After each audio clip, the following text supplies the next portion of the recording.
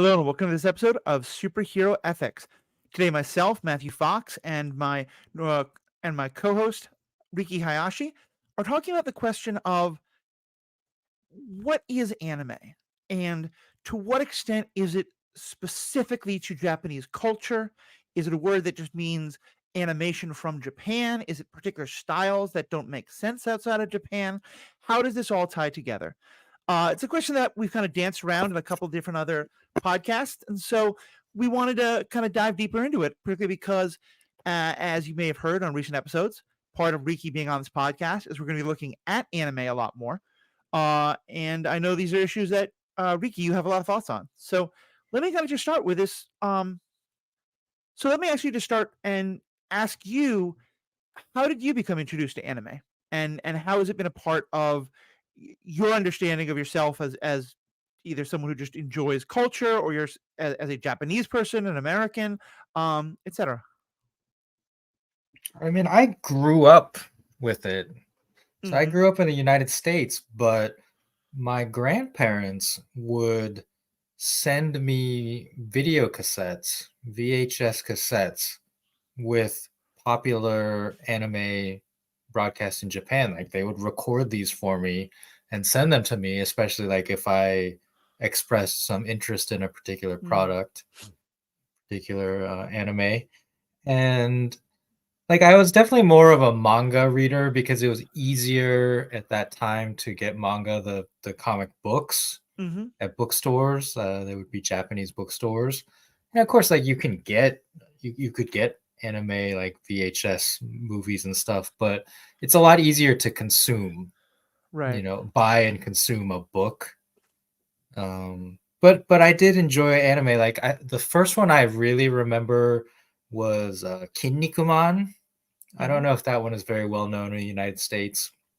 I think it was exported to the United States as like Muscle Man. Do you remember like the little figurines, the muscles? They're Yes, those I like remember. maybe an inch tall, made out of like some kind of rubbery plastic Mm-hmm. thing. Those were all based on Kinnikuman characters, and it was like a Okay. kind of like Okay. wrestling with superpowers. It's how I would Right. describe the aesthetic of it. And then after that, it was, of course, Dragon Ball was the most formative Mm. anime of my youth and like even adult life, perhaps. And like I got into a lot of other stuff, but not as much as less. Most recently, I have started to catch up, but there was definitely a gap in like 2000 to 2020, like a 20-year gap that I just like Mm-hmm. didn't pay much attention or consume very much just because of where I was in my life, plus like how you can get media, Right. right? Like now with the streaming services, it's very easy. Yeah. But there was definitely a period where you either had to like buy DVDs or you had to bootleg, right? Which Mm-hmm. I do not advocate. Well, I know that for a while, like if you bought a DVD from Japan or a tape, it might not always be compatible with your particular machine because there were Oh different yeah, ways that. the region coding. Uh-huh. Things like I that. remember trying to figure that out, like whether I could actually buy something. For sure. Well, and let's kind of go back to those childhood days because you said that your grandparents they were recording it off the television. So Yeah. where like when it comes to American animation, especially like, ongoing serials for kids, I tend to think of it happening at two times. There's the Saturday morning cartoons, and then there were the after school cartoons. And so like Saturday morning um uh was things like Gummy Bears and uh a lot of a lot of reruns of older stuff, but a lot of other kind of like lighter shows. The stuff that was very much like He-Man and GI Joe and stuff like that was almost all like afternoon cartoons. And of course they would go into syndication and things like that. When were these cartoons broadcast on TV in Japan? I don't really know. I mean, they would clip the newspaper. They would Uh-huh. clip like the when it was like the name of the episode and like when it was broadcast and tape that to the outside of the box on all Oh, of that's them. awesome. It was. I don't know if we have any left still, but it Hmm. was. Yeah, it was like there was a lot of love in it. Like looking Yeah, back for sure. now, like I've been to Japan a couple times and I just like watch TV, and my impression is that a lot of it is on in the evening. Okay. Like the whole Saturday morning cartoon thing. First off, like there's school on Saturday in Japan. Oh, Um, okay. and even like after school, like for US cartoons, I think you and I probably watched a lot of stuff from like 3 to 6 p.m., right? Like right after Yeah. school, you get stuff like I remember like Darkwing Duck, DuckTales, Yep. the X-Men 90, the original X-Men, Batman the Animated Series, like stuff like that was on in that like right after school period. In Japan, after school, kids go to Juku, which is like a supplemental learn study hall. So Okay. I think a lot of the anime probably comes on like after like 6 or 7, like right after the supper time. Okay. Like you have supper and the kids probably get to watch some TV for an hour or two, type Right. of thing. Is And is my impression of it. hmm and I think of there's shows like I think of like the Muppet Show where ostensibly it's aimed at kids, but there's also quite a lot that adults can enjoy. And obviously a lot of anime today, many adults continue to enjoy, yourself and in some cases myself included. Were your grandparents people who were enjoying these shows and also taping them to you, or is it just that they knew that you liked it? They might have whatever they thought of it, but they were taping it specifically just for you. I doubt they were watching. Yeah. My If I had to guess, like they were probably like timer recording it. So like the Mm-hmm. TV might not have even been on. Like Yep. the VHS was just set to record at a certain time on a certain channel. Yeah. Um That makes sense. so no, like I don't think that they were into it. Even my Uh-huh. parents, like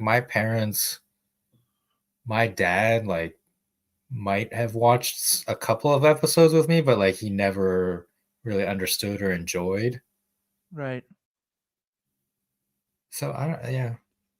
Makes sense. Generationally, I don't think I'm kind of like I feel like I grew up in the perfect time Mm. because like I said, Dragon Ball is still to this day one of the biggest franchises to come out of anime, right? Yeah. And I came along like I was like maybe like 8 or 9 years old when it started and got super into it and just enjoyed it all the way through its original run. And I've Mm-hmm. tried to keep up, but eh. Yeah. Sure. Well, you're following One Piece, and that's got to be enough, to do two of them.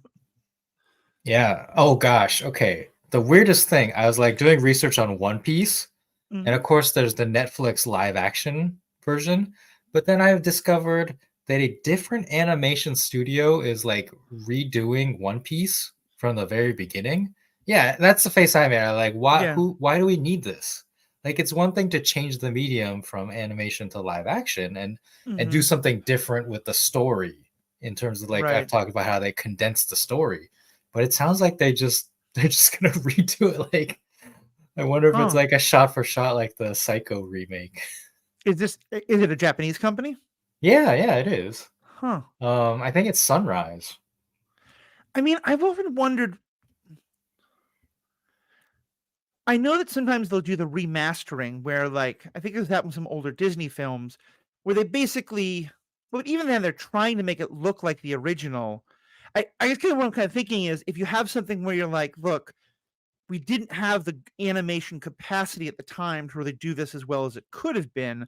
We're going to keep all the same voice actors, so we'll make sure that's animated in a way. Like I could see someone wanting to do that. It seems like a strange project, but maybe. And again, I don't That's even know if true. that's what they're Like doing. anime has evolved a lot, especially like the action aspects Hmm. and the technical mastery of like showing the action fighting has changed so much Oh that I yeah, could see them because I've gone back and watched like the opening episode of the One Piece anime. And it's like very dated. yeah. And then I've seen clips of the newer stuff and it's like very up to date. But maybe like there's this desire because it's gone on for so long, like 20 years or whatever. They're like, Well, let's go back and like redo some of this old stuff that Yeah. doesn't look so good anymore. And that's something I think I see across animation styles. In the Star Wars animation world, I know a lot of times I'll see things like, look at how beautiful the animation for the Bad Batch is, and part of that Yeah. is the advances in technology, and part of that is just a bigger budget. And then, like, imagine if you could do that to season one of the Clone Wars. Yeah, Even just like exactly. season 7 or season 1, the technology is night and day Yeah, different. Clone Wars got like a refresh, I feel like around season 3 or 4 I think so. Yeah. itself. Like it got noticeably better. That makes sense. So I want to be careful not to put words into your mouth here. For you, anime. I assume the anime you were watching was in the Japanese language, correct? Yes, yeah. Yeah. And so, how did it feel like for you? It was a part of, and maybe you're too young to even think of these kind of terms, but either at that point or later, like, was there a particular importance for it for you in terms of a way of like staying in touch with that side of your culture while you were in the United States? No. Hmm. I'm sure my parents liked it or let me watch it because of that, like Uh because huh. it helped with the language. Yep. But like culturally, I can't even now, like I guess I must have absorbed something. Because Right. when we're talking about this overall topic, like Hmm. I see on the screen you say, can Americans make anime? And my answer is like yes and no. Right. In that anime just means animation. Like they shortened that word and like made it into a Japanese word called anime, and now it's been like re-imported as a different thing, right? But originally it was just like anything animated. And in Right. fact, like in Japan, I think when like a Disney Pixar movie comes out, I'm sure they just refer to it as anime. They don't think of it as like American, Mm. anime or cartoon. Right. Anime just means like it's been drawn, Right. It's just whether the by word for hand it. or by computer. Right. Well, and that's interesting. I figured that was one of the things we were going to get into today because, at least as I understand it, here in the United States and in English speaking areas, it often feels like when people say anime, they're not they're referring to the idea of a particular style that has stylistic tropes and story tropes and character tropes. Yeah. Um, And that's could, and that's where I say, can Americans make anime? No. But I mm-hmm, can't. It's very hard to put my finger on it. But like one of the products you mentioned in the notes was Castlevania, right. right? And I looked into that, and it is as far as I can tell, it's a U.S. studio that animates it. And the press I found about it says that it was like inspired by or done in the style of Japanese animation. Mm-hmm, And yet there's something about it that I don't know if it's just I can tell, like I know, and it just doesn't yeah, feel right to me, and I don't enjoy it as a I could see result. that. I don't like. I don't want to come off like an elitist Mm-hmm, that only the Japanese can make anime, but I think that there must be something in the techniques or the style that is taught and that people learn by watching or studying under other people that has led to the visual style and the animation style that is different. right. And it's not to say that other people can't learn that, because I do believe like a lot of these Japanese anime now use some like South Korean contractors, either like in house or like an Mm-hmm, entire studio that's out of house. I know there's one studio called Studio Mir out of South Korea that mm-hmm, has done some anime or like anime related things. They did X-Men 97, which I think visually to me is not only an homage to the original X-Men, but also the style feels more anime than the right. original X-Men, especially the action Well, sequences. so let's talk about what that style is, because like going on that going in that first definition, if anime is everything that is just animated from Japan, then we're talking about Studio Ghibli and Dragon Ball Z and hentai, which I think like there's such a wide range there that I feel like calling anyone style wouldn't make sense. But with this other definition, then what do you think of as the elements of anime? Like, what makes something So, anime? so as far as I know, Studio Ghibli only makes movies, I believe. Hmm. I'm not sure if they have they at this point they've probably done TV series, but they're mostly known for movies, right? Right. You mentioned Dragon Ball, which is Toei Animation, Hmm. and I believe Toei also is the one currently doing One Piece. And then they do a lot of the, I've talked about Jump, Weekly Jump, Shonen Jump. Hmm. I think they do a lot of those anime that come from that manga book. Hmm. Um, and then the other major company that I am aware of is Sunrise Animation. And for me, they're most known for Mobile Suit Gundam.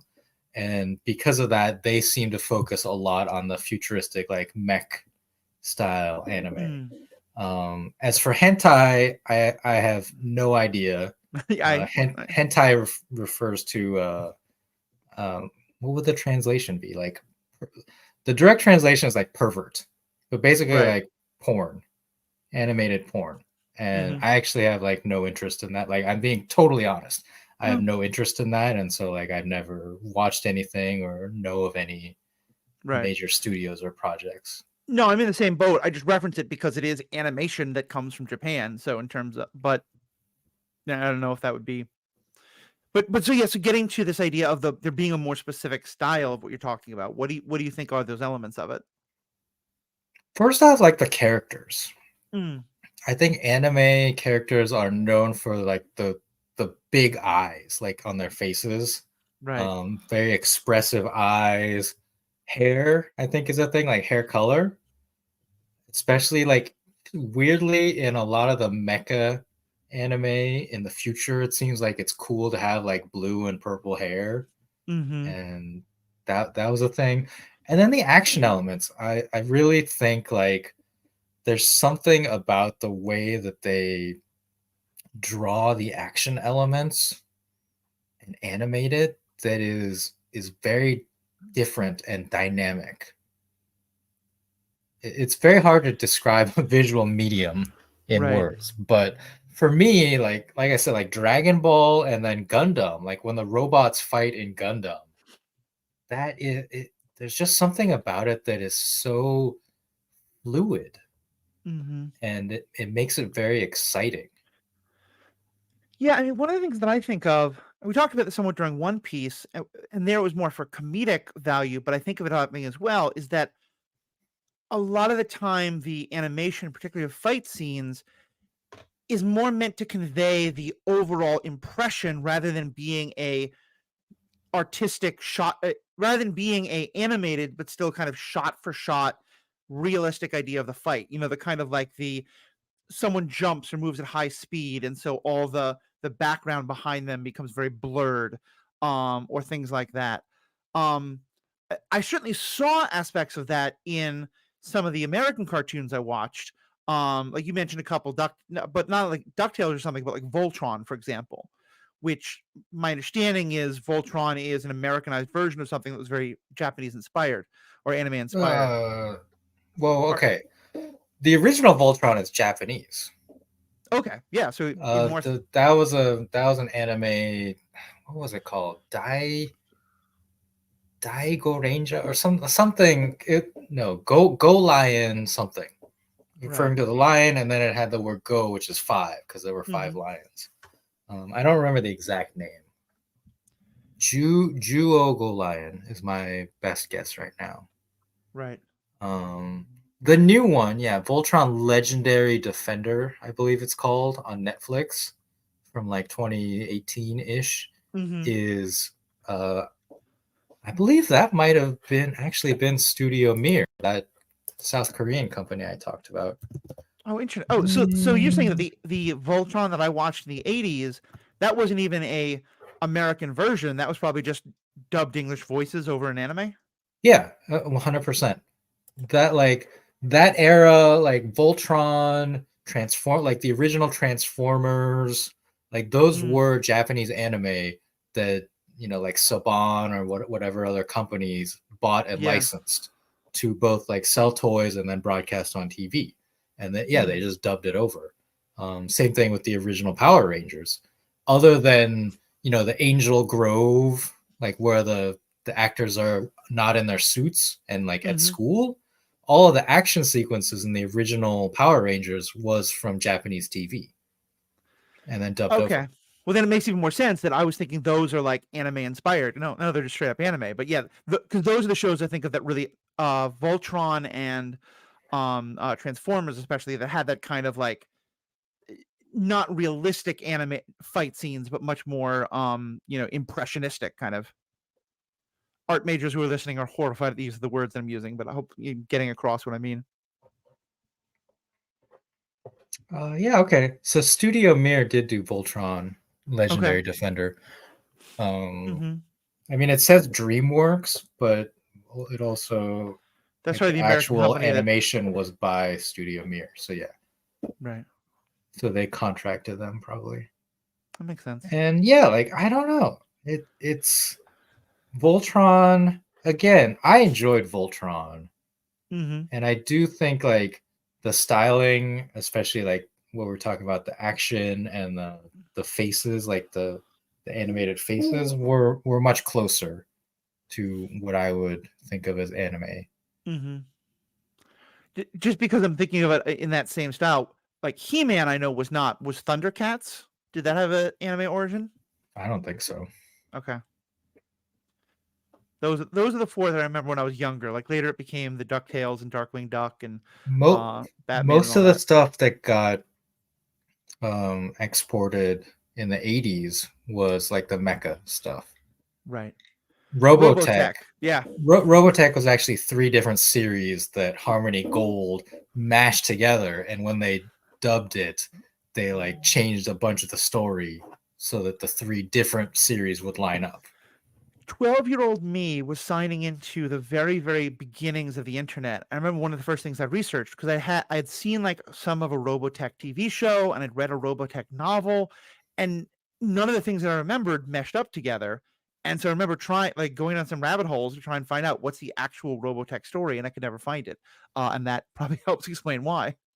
Yeah, the most famous one that they used is the first series um, was Macross, Super Uh-huh. Dimensional Fortress Macross, and they actually reference it in the Robotech cartoon by calling the city Macross Island. Yeah. Okay. That And then makes the sense. other two, I don't. Second one was most. No, the third one was Mostpedia. I think the second one might actually just be called Southern Cross, but they're completely different products in Japan, Mm-hmm. unrelated, Right. and it leads to a very convoluted story. Like I actually know a lot about Robotech. Okay. It's next to Gundam. It's probably the thing I love the most from that era, I'm taking notes for and future episodes. the Harmony Gold like history story that they wrote is completely nonsensical, um, just like designed to fit into what they had to show, Uh-huh. and it's funny. I like it. I still have very fond memories of Robotech. I maybe like 6 years ago rewatched a bunch, and it doesn't hold up. But I know there's been a lot of Macross. That's been the Mm-hmm. most successful. There's been a lot of Macross stuff, and I think there's a new series coming out soon That's as awesome. well. We're going to be right back to these questions right after this. We're starting the conversation, but we want to hear from you. Send your thoughts, questions, or anything else you want to hear us discuss to feedback@theethicalpanda.com. Or you can find us on Twitter, Instagram, or TikTok under The Ethical Panda. You can even chat with us on Discord or Facebook. Find those links in the show notes or on our website, theethicalpanda.com. And if you like this content, why not become a member? You get early access to ad-free episodes for all podcasts in the Ethical Panda family, along with bonus content at the end of most episodes, plus member-only episodes. And it's just $5 a month, or $55 for a full year. Sign up at theethicalpanda.com or through the link in the show notes. And now, back to our episode. Welcome back, everyone. So let me talk a little bit about what are some of the anime that made it over here, especially in those 80s and 90s and the like. Because you're right, what I remember is a lot of the Robotech stuff, though I didn't think about it as anime. The first time that I heard the word anime was, first of all, was the movie Akira, uh, and then was in regard to the TV shows that a lot of my friends who are on the geekier side of things in college, we became our way of sort of getting through finals times was watching this stuff, and that was Ranma One Half and Revolutionary Mm. Girl Utena. For those who have no idea what I'm talking about because they're not quite as old as dirt, Ranma One Half was what I remember at the time in like 1997 being a very funny thing about a kid who changes genders when he falls into the water and has a martial arts teacher and mentor who turns into a great panda when he um, falls into water. And to us in 1997, we thought this was awesomely queer and transpositive. And I think looking back on it today would feel very differently about it. Um, and then Revelation Girl Utena is just fantastically weird in a way that I really don't remember anything about it except that they crack the Earth shell. They crack the shell of the world's egg in the intro credits. Um, what? And then I think we started to get the Spirited Away movies and other things like that. What was kind of your impression of like what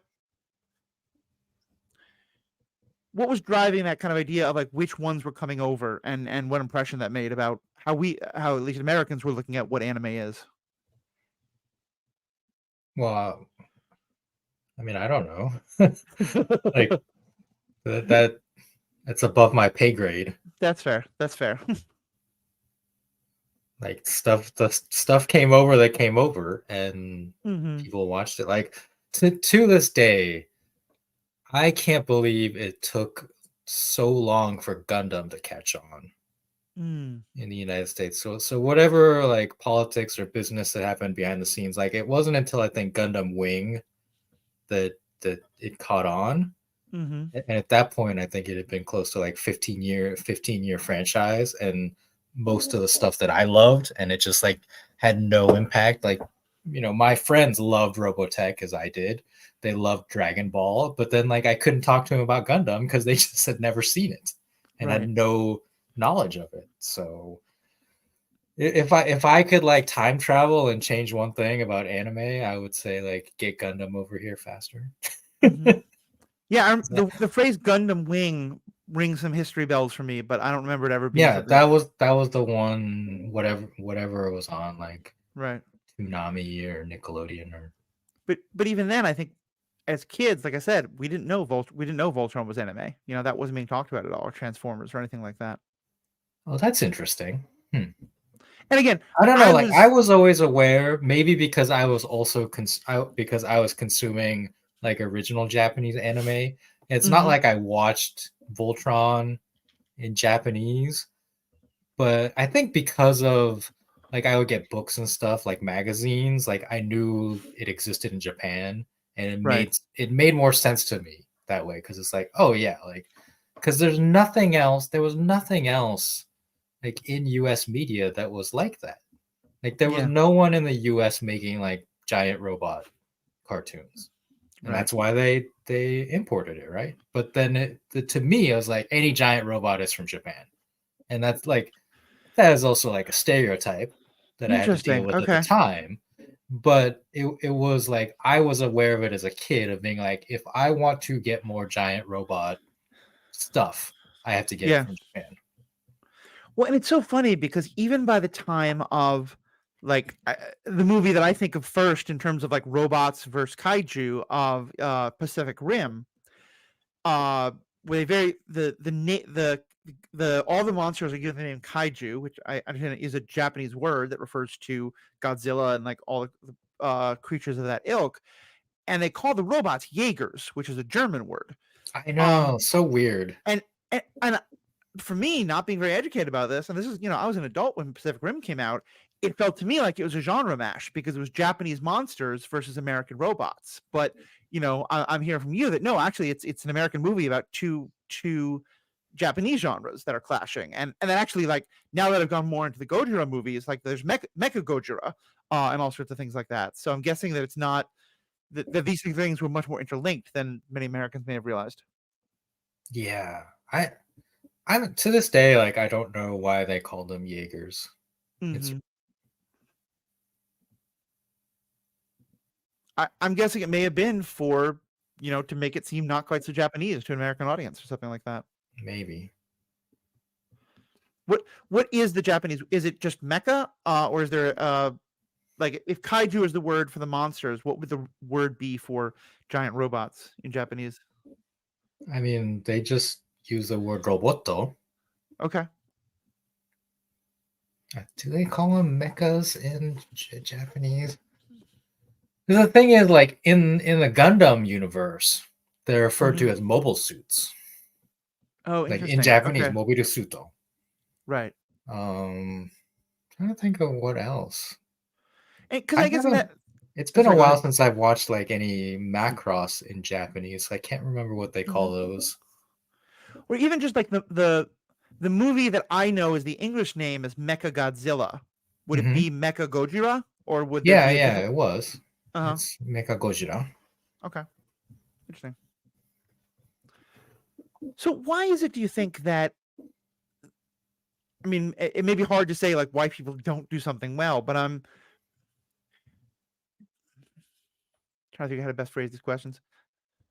You talked about how when you've seen Americans or people from other parts of the world trying to do anime, it always feels kind of wrong to you.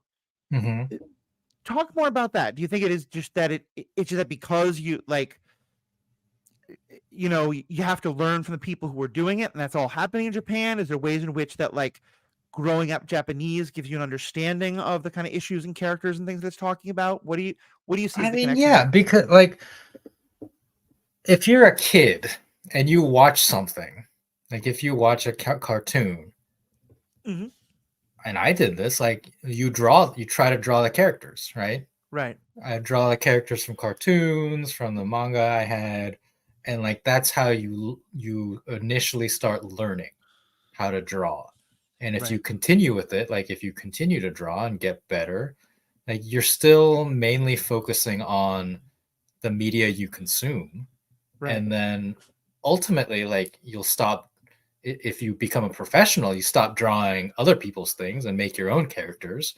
But because you've grown up like with the style of drawing, especially like the faces, I think that's the key aspect to Mm. identifying anime. It's just like something about the proportions of the face and the Mm-hmm. eyes is different. Like I said, the eyes are bigger. I think often the mouths are bigger as well, and it's just not quite uncanny valley, but there's an unrealistic element to their proportions. But it's Interesting. still Okay. within reason of like it's not like they look ugly. Oftentimes I feel like they look more beautiful than a corresponding Mm-hmm. human might. Right. But I think like if you have grown up and seen that style of drawing and drawn it yourself and end up like becoming an artist and creating your own characters in that style, like yeah, I think it's probably just like learned Mm-hmm. behavior. Yeah. So do you think there's a possibility? I'm not trying to advocate for one thing or the other here. I'm just curious. As you said, anime is now far, far more accessible. And I think there are a lot of people in Europe and America and Africa, all over the world for whom anime may be one of or the predominant kind of animation they're seeing. Could you envision someone growing up in, Cairo or London or United States or anything like that for whom they're mostly seeing anime and that's what's shaping it? And so they're going through that same process? Obviously, yeah. I mean, Studio Mirror, like I was saying, like I don't Mm-hmm. know anything about like the human beings there, but Right. it's a South Korean studio and it's fairly new. So the first thing they did was Legend of Korra. In fact, I think Oh, okay. 2012, Yeah. Avatar: Legend of Korra. They did the Voltron, and they did, like I said, they. It seems like they did X-Men '97.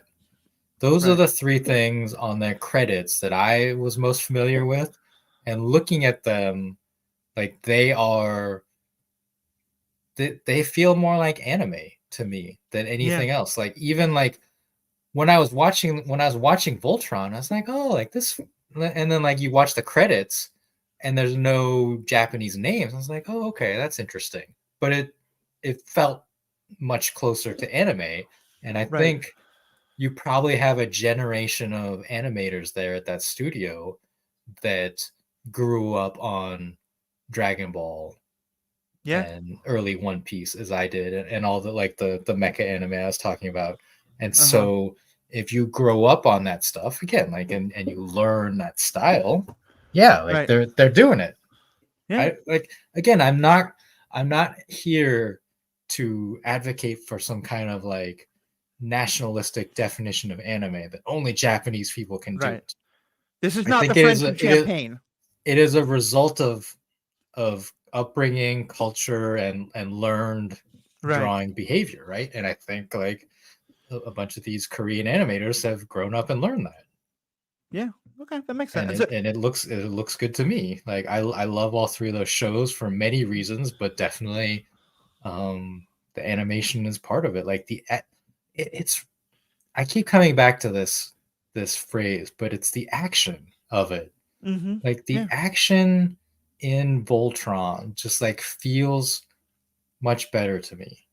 And Yeah. I don't like I would have to like really dig deep to find a US animated like robot thing that I Right. enjoy. So I don't know. Yeah. Draw better robots, y'all. But it sounds interesting, and 'cause I like the way you're phrasing it, that it's not it's about growing up with this stuff that until very recently most people outside of Japan weren't growing up with, rather than it being a national, a kind of like you have to have a Japanese sensibility or something like that. Because yeah, I'd be very curious then to have the same conversation. And it may well be in 20 years when we have lots of people who are growing up drawing robots that way or things like that. That Yeah. So like eh, I go ahead. I just googled best American robot anime, Uh huh. and the things it's given me are Robotech, Transformers, Voltron, and Gurren Lagann. Mm-hmm. They're all Japanese. Right. So just like there's no one's doing it, which is yeah. I don't know. Maybe it's very possible that the people like because there's a whole industry in Japan, right? Like you Mm-hmm. can get a job, like you can go to an animation studio and draw robots in this way. In the US, I would imagine like if you are an animator, they're just like there's no studio A working on it. And if there is a studio working on like some kind of robot thing, it's gonna be more Mm-hmm. like in the realistic CGI, like the Right. Michael Bay Transformers, right? That's essentially animated. Like those Yeah. aren't real Transformers. It's animated, but it's different. Like and anime now, a lot of it I think is still like very hand drawn. Maybe Mm-hmm. not like with pen and paper, like hand drawn on a computer, touch screen. But I think like that is also probably like I know less about the technical aspects, but Right. my guess would be that that is a difference in visually like Mhm. how we perceive anime is the One hand thing, drawn versus the computer generated uh-huh. motion. You I may be wrong, but you haven't mentioned this yet, so I assume you haven't seen it.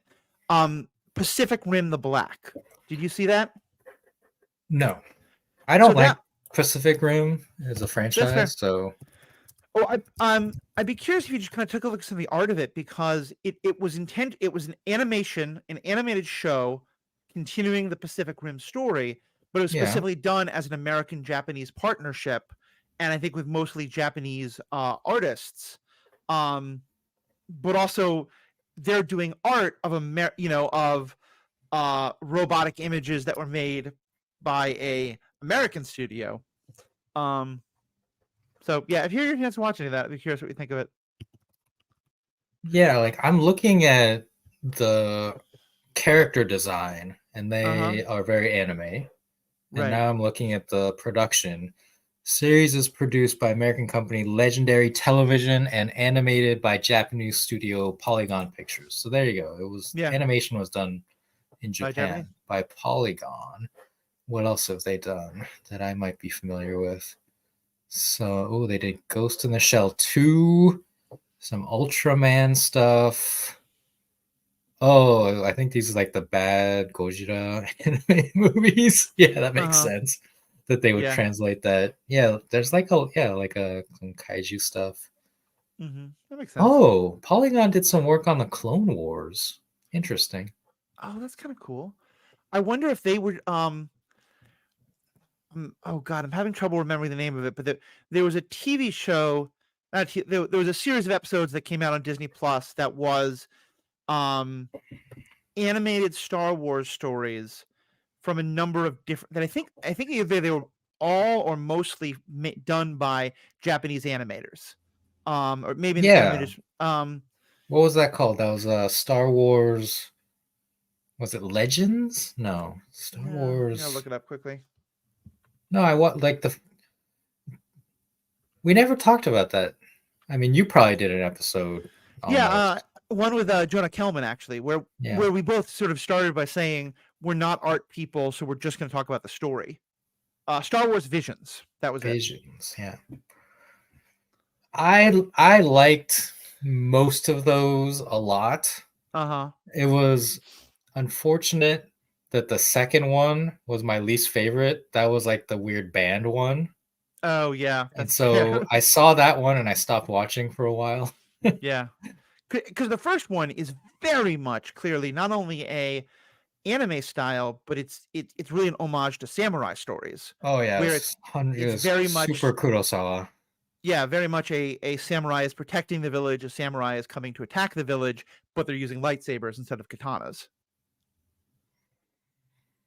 So I forgot earlier on you mentioned Akira. Like that Hmm. is probably like the most famous movie other than like the Ghibli movies, right? Right. And influential in its style, especially the motorcycle slide, Uh huh.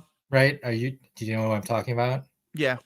Yeah, so the famous motorcycle slide where the main character Kaneda like comes to a stop, but also like slides his motorcycle sideways and does the skid like into the quote unquote camera, and it's been like oft parodied or just like homages to it. Like it is one of the Hmm. most famous moments in anime. But the thing about that movie, it's a terrible movie. And I say this, I read the original manga books. It's like 6 very thick books. Hmm. Like each book is probably like 300 pages or so, 2 to 300 pages. 6 volumes of that, and they condensed it into like a 2-hour movie, and it just again doesn't make sense. Yeah.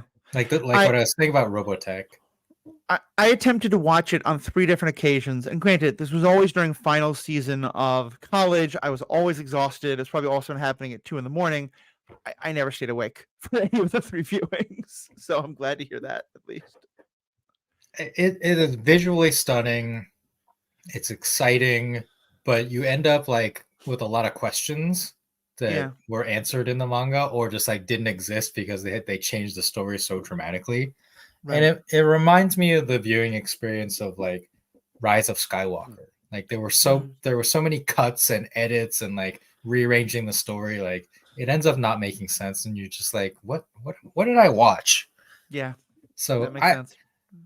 I acknowledge its importance in history, but I would not really want to watch it right now. That's fair.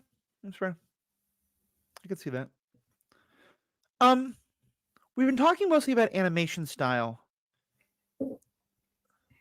I do know that there are a lot of, and again, maybe this is more the kind of stylistically idea of anime rather than just that the broader, from Japan style.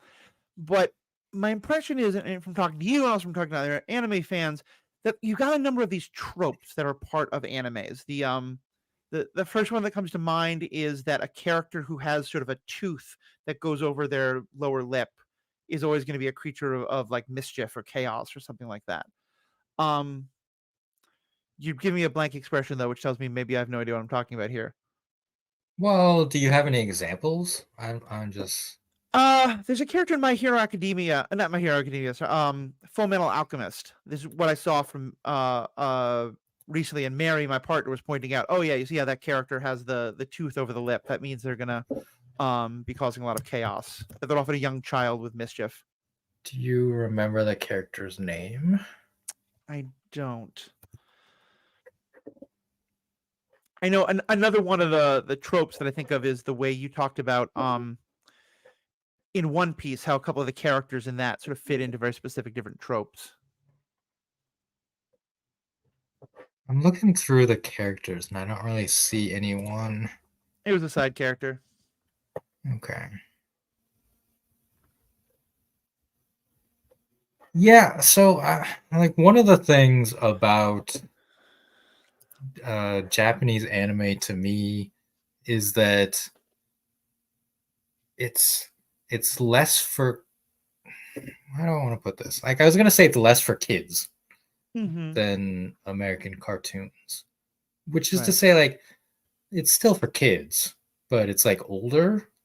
I think like the whole cartoons are for kids thing, that like the way a lot of people in the United States look Mm-hmm. down upon cartoons, right? Up all the way up to like Academy Awards and stuff. Like, oh, like you animated movie could never win like Best Picture, right? Like that's Right. definitely an attitude, and in my opinion, that's ridiculous. But it Mm-hmm. stems from this cartoons are for kids, and you Yeah. talked about like Saturday morning cartoons, like those are very much for like very young kids, right? Like Right. 5 to 10 years old. Where I'd say most of the stuff we are talking about in terms of anime is meant more for like young adults, like teenager, like early Yeah. teenagers to begin with. Like I certainly started watching earlier than that, but it appealed to me most, I think, during my teenage years. And that's where all of the action elements and a lot of these are fighting Right. anime, or the mecha combat anime, like more geared towards young boys. Yeah. But there is stuff like there's certainly anime for girls, or for Mm-hmm. people who are not interested in fighting. Right. um I i've mean, i've read a few manga. the Studio Ghibli movies quite famously almost never involve combat, right? Because Miyazaki is very much about not having fighting in No, I would say that well, okay, they don't ha- they're not combat oriented. I would right. say a lot of them feature war, though. Mm. Nausicaa, the Valley of the Wind, Princess Mononoke has a lot of fighting, but it's not like one-on-one, like personal combat, Right. And you're never which like, is oh, what, this character is such a cool fighter. It's, yeah. oh, this character is so traumatized by the fighting. Howl's Moving Castle has war, and then frankly, like he's anti-war, right? Like that's, Right. but he's portraying the horrors of war in animation, Right. and I feel like that is a that is like a very big distinction when it comes to anime, that it is for a slightly older audience, Yeah. and like starting audience. So like the Right. starting audience for anime is teenage, let's just say roughly, To, versus to put it in context, maybe it's more like uh Batman the Animated Series than Gummy Bears or something like that. exactly, yeah, that's a pretty good pairing that I often watched back to back, I think, or Yeah. close to, in those hours. And yeah, because of that, I think the appeal of anime can last longer, all the way to well into Right. adulthood for us. And I think like it it makes it feel to me more serious. Like it Mm-hmm. deals with things like serious topics and has moments of death. Like Robotech, the original Robotech had multiple character deaths. In the Macross segment, what was his name? Roy, I think, who was the protagonist mentor. He Mm-hmm. dies in combat, and it was like a huge moment in the series and for Spoilers. the characters. And it was such a huge contrast to the other main like war-based cartoon I was watching at the time, GI Joe, where famously every time a fighter plane blows up, they were contractually obligated by like the code of the studio or the network to show the pilot escaping in a parachute Yep. and surviving. Like they were told directly, you cannot imply death. and it was, to me, like it made Robotech, I guess, cooler to kid me that they had Yeah. death. But to me, like looking back at it now, it meant it was more real and hence more mature, right? Right. So as a kid growing up, like as you go through those ages, it's like, oh, like now I get to watch a cartoon where someone dies, and like Yeah. It I'm was a big growing deal. up, and like the what I'm watching is growing up. Yeah. Well, we've gone on for a while, and this is obviously a topic we can go on at great length about. I'm hoping we get some good feedback and can keep discussing it. What I want to quote, you mentioned something like Legend of Korra being done, since like a lot of the animation was very much an homage to Japanese style or was done by Japanese animators. Uh, and certainly its precursor show, Avatar: The Last Airbender, we talked a lot about how it's very clearly anime inspired. What's kind of your feeling over what do you think are good examples of shows that are not trying to be anime, but are still very clearly made by people who have been very influenced by anime in positive ways? Um, Well, first, I would just say, like, would you describe Avatar: The Last Airbender in those kind of terms? no, I mean yes, but not as much as Korra. Right. Once you get to Legend of Korra, it's it and especially like knowing now about the studio that made it, it seems much more clear. Mm-hmm. Avatar still has that cartoon aesthetic to it. Mm-hmm. And I don't know. It's just maybe the colors too, like the way they use colors is more cartoony than Mm. anime. Yeah. Again, like here I am like trying to describe colors Right. in That's fair. a podcast. But if you've seen both, like you know what I mean, right? Right. Matthew? Like I don't know if it makes sense, but No, I there's think it something does, and about the vibrancy of the colors in the Legend of Korra.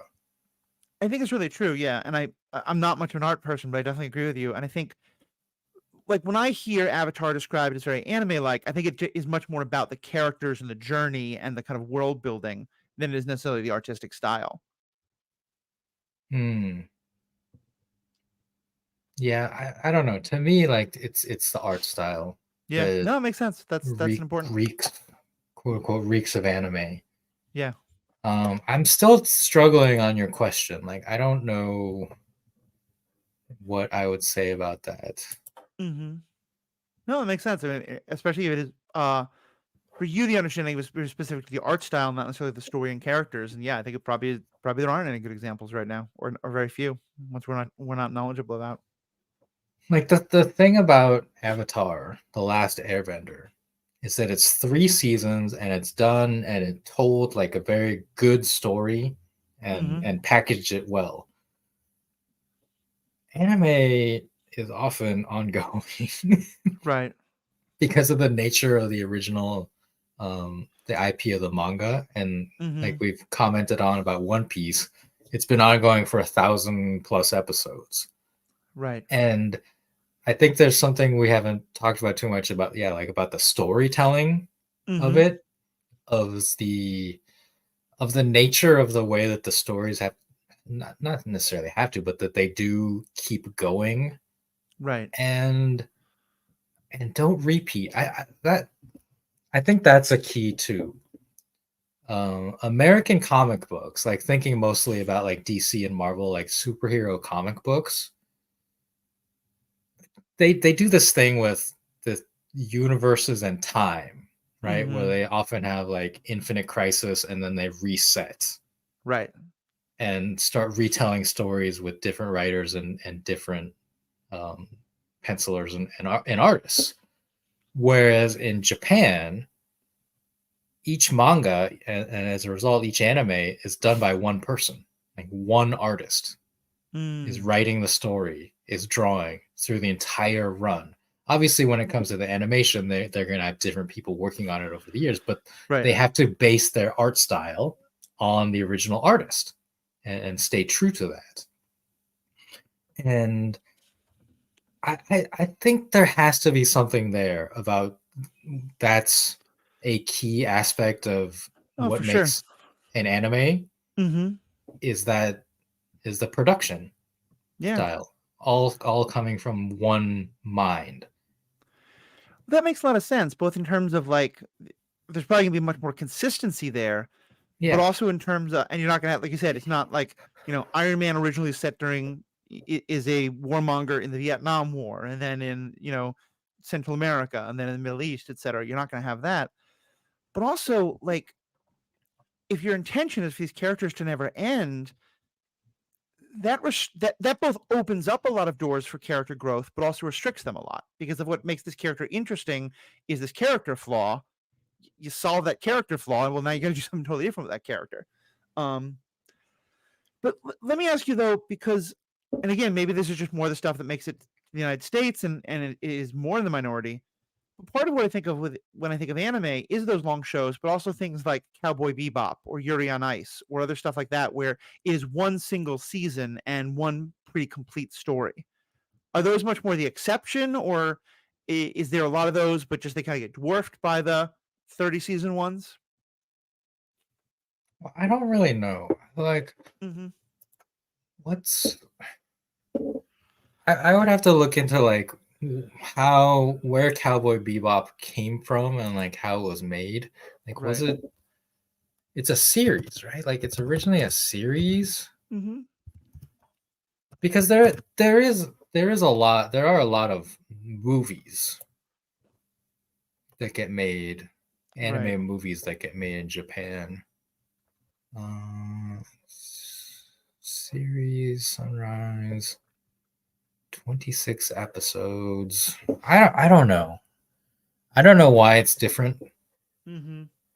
Um, my That's fair. guess would no, it is based on a manga. It says, but it was a very short run manga. It was only a year and a half. Hmm. So I don't know. Without looking into the history of Cowboy Bebop, my guess would be that it was canceled or the artist like stopped for whatever reason, and like Uh-huh. that's what we get. But if I had to guess, yeah, the it should have gone kept going Right. in the That's in the fair. way that I've been talking about. That's fair. But yeah, I think that's a big thing. Like when we talk about Batman, like Mm-hmm. who do you credit as like making Batman who he is as a character, right? Right. Like, do you go back to what's it, Bob Kane? Was that right? Mm-hmm. Yeah. The original, the creator? I, Do you talk about Frank Miller, who had like several influential books? Jeff Loeb, Grant Morrison, like these are all people who have yeah. worked on Batman and have had influence that other people have riffed off of. Yeah. But it's I, led to kind of like a very chaotic character that often is probably inconsistent over oh the yeah. I mean, decades. I think even if you just look at just the TV and film adaptations of Batman, trying to say that the Michael Keaton character, the Christian Bale character, and the Batman 66 character are all the same character is basically impossible. They're fundamentally different people all wearing the same hood. And I think that's true for the comics as well. Is as just American publishing has changed, and that's true for Wonder Woman. It's true for Superman. It's true for Captain America. For any of these characters, have been published over literal generations. That they've changed quite a bit. So Yeah. it makes sense. And I think that is probably, as I said, a key element of anime's appeal is that you can have a character like Goku in Dragon Ball. And like I said, like I grew up with this character and took a break during some of the meh projects and like have recently I watched the thing and it's like, yep, that's still Goku. Like Yeah, fundamentally the character is still the same. And I think there's a comfort to yeah. that. Well, and we should definitely talk more about Goku because all I really know about Goku is that he's very often paired with Superman. Not in like in a story, but in terms of just people thinking about them as very similar characters. And just Mm. last week, we did a whole episode on the Superman type. It was about an interview with Alan Moore, but also we got into a lot the Superman archetype of the character who's trusted to not do anything wrong with his powers. So it might be Oh interesting to yeah. have a conversation about that trope and how does Goku fit into it and how are they different or similar? Yeah, absolutely. The Yeah. like Goku is like unfazably naive and innocent. Like especially like originally, like there was a story where a character uses a technique that like goes into someone's soul Mm-hmm. and expands the evil in their soul until they blow up. And Goku didn't blow up because he had zero evil within his heart. Wow. Wow. Yeah, I think it'd be a great conversation. Maybe we can get Jessica Plummer in on that one. So, our resident Superman expert. Well, Riki, this has been a fantastic conversation. Thank you so much. Is there any other kind of last things you want to say to people? We're gonna, in our bonus section, do some recommendations of anime, and some, maybe kind of foretellings of topics we'll discuss in the future. But just for now, any other last thoughts you want to have on this conversation? I was going to recommend something, so I'll save that. And what I will say is to you in the audience, please write in with feedback because a lot of this, I tried to do some research on what studios are actually making the things that I was watching and like what their influences Mm-hmm. are. But a lot of this is just like my vague impressions and opinions about anime. And first off, like I don't think there should be a set like box that we put things in. So when Mm-hmm. I say like something is or is not anime, like I'm not trying to like draw clear lines, but I think like just talking about it, it feels like there are aspects that I'm sensing in them. So I would love to hear from you, especially if you watch like more diverse anime than I do, because we didn't talk at all about like kind of the high school like romance drama anime. Like Mm-hmm. that's very much its own genre that Right. I don't watch at all. I know Yuri So on Ice is part of the sports genre, which is yet yeah, another yeah. whole thing that. I have watched Haikyuu, which is the volleyball one, and I enjoy that. But even that, the way that the volleyball is drawn is like Mm-hmm. very action, almost combat Yeah. ish. So I'd be curious to see like Yuri if they do the same thing with the ice dancing. My first of all, I do need to point out as someone who has a number of people in their family who compete in these sports, ice dancing and ice skating are two different things. Um, but my memory, I've seen it a couple of years ago, is that there's a little bit of that, but most of it is hyper realistic to the point where they actually had like professional ice skaters. They did like motion capture to like get some of it, Ooh, and that that's cool. apparently during the Winter Olympics, around the time that it was coming out, enough like all the Olympic ice skaters would get together in Olympic Village and watch this together and be like, yeah, this is really accurate. And at least one person I know at one of the more recent Olympics did their ice skating routine that was basically as close as they could to a redoing of the final. So to me, that just cultural interlap is That's awesome. amazing, right? Yeah. So we'll talk about that.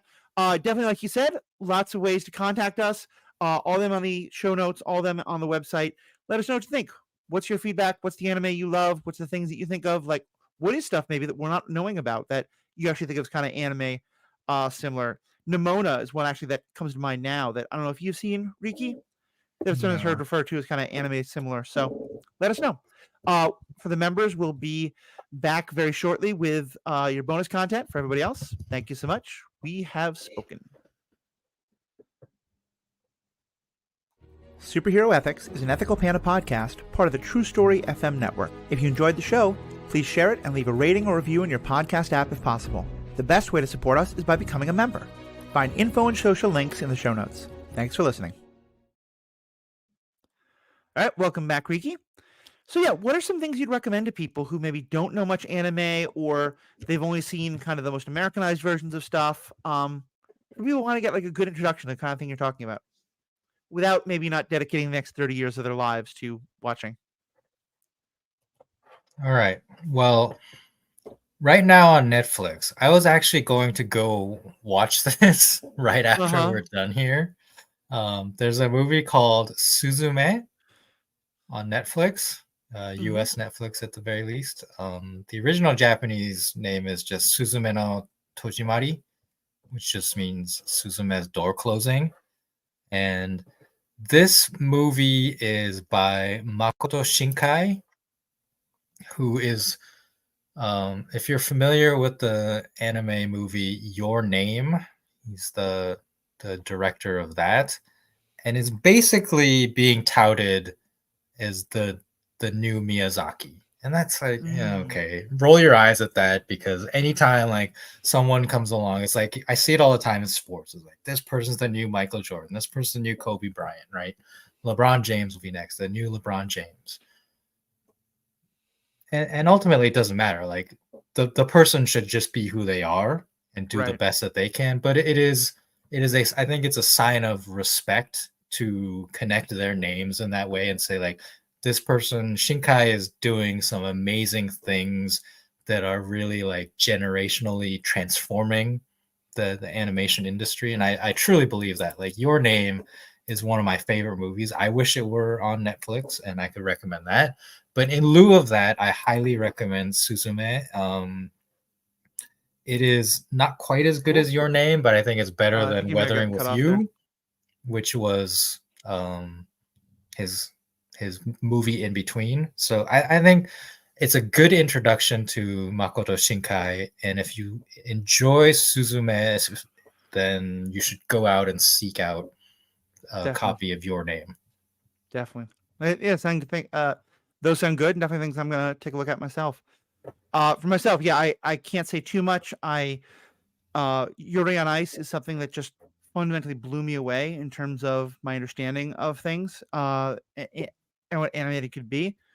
Because I think I definitely had the impression you talk about, and it's interesting to think that that's not a universal one; it's more American. But I definitely had that idea that animation meant for kids. And for me, it was primarily two shows. It was Batman the Animated Series and the Clone Wars that really kind of got me through that and got me over that. Um, but then stuff like Cowboy Bebop is very much for adults in terms of the topics it covers.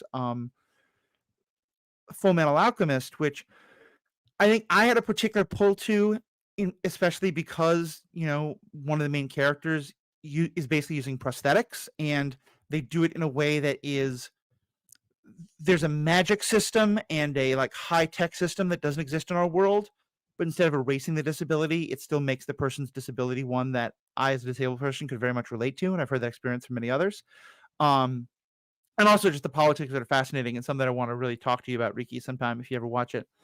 So yeah, and listeners, again, let us know what you think. What are some of your favorite animes? On behalf of myself, Riki, this has been a great conversation. Thank you all so much for listening. We have spoken.